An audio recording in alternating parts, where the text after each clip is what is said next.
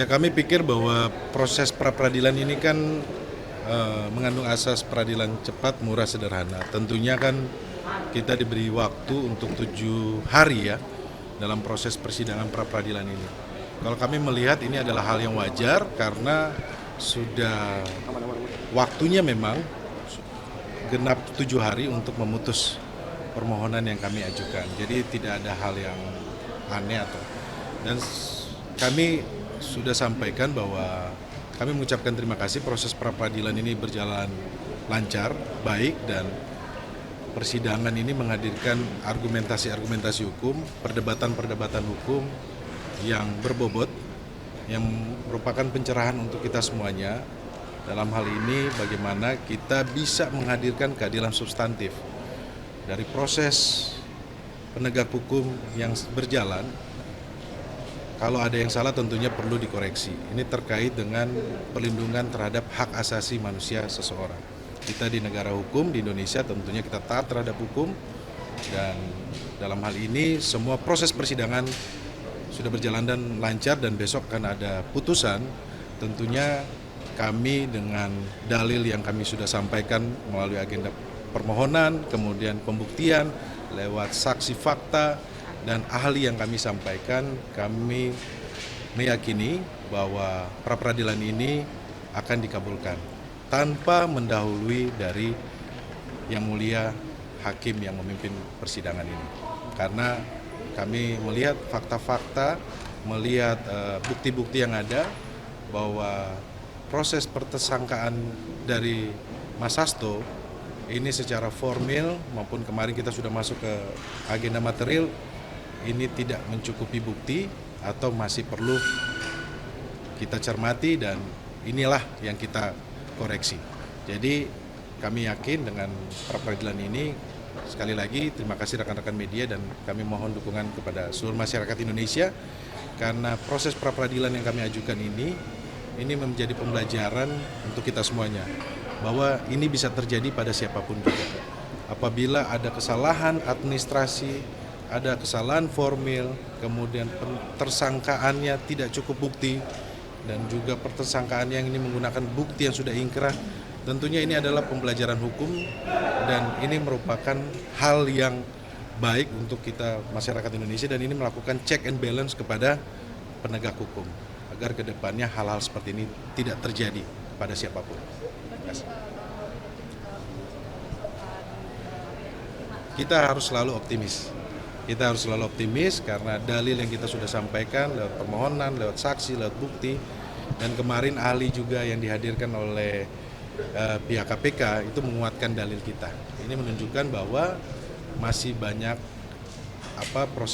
proses-proses di penegakan hukum ini yang memang perlu kita koreksi.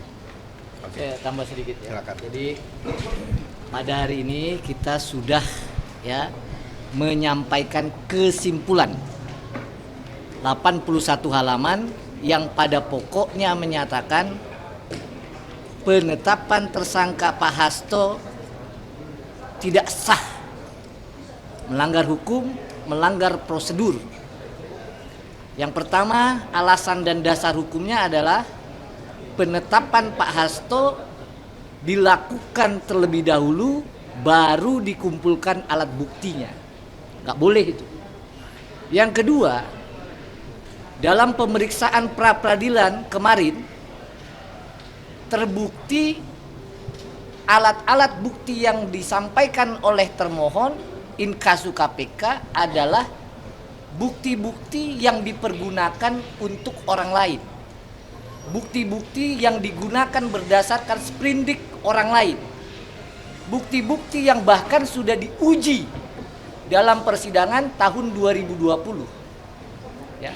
Ada 2 putusan pra-peradilan di Pengadilan Negeri Jakarta Selatan ini juga yang telah memutus bahwa alat bukti yang dipergunakan orang lain tidak boleh digunakan untuk menetapkan tersangka. Di pengadilan ini juga sudah terbukti bahwa penetapan tersangka itu harus didahului oleh proses penyelidikan dan penyidikan. Itu yang kedua. Ya. Jadi Mengapa alasan dan dasar hukum kami optimis permohonan ini dikabulkan? Karena dalam persidangan KPK menggunakan bukti-bukti atau alat bukti yang telah dipergunakan untuk orang lain.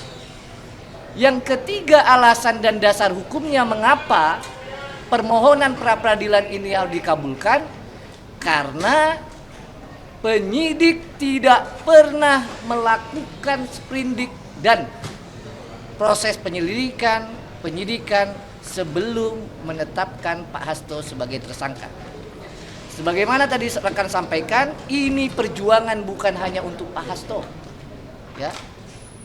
Ahli sampaikan bahwa KUHP, Kitab Undang-Undang Hukum Pidana, dan juga pasal 44 KPK harus dibaca bukan memberikan kewenangan kepada penyidik. Bukan hanya itu, tapi juga mengandung perlindungan terhadap hak asasi manusia. Maka tentu kalau ditanya apakah kami optimis, tentu saja kami berharap besok kita sama-sama dengarkan putusan jam 16. Ya, permohonan ini merupakan satu perjuangan ya bagi tegaknya kebenaran, bagi tegaknya keadilan, dan perjuangan agar penyidik siapapun dia termasuk KPK tidak boleh sewenang-wenang.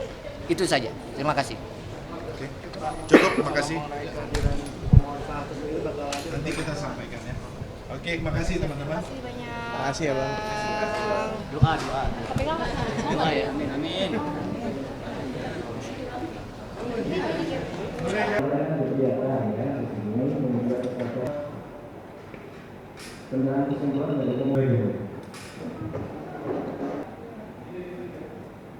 termasuk soft copy-nya ya.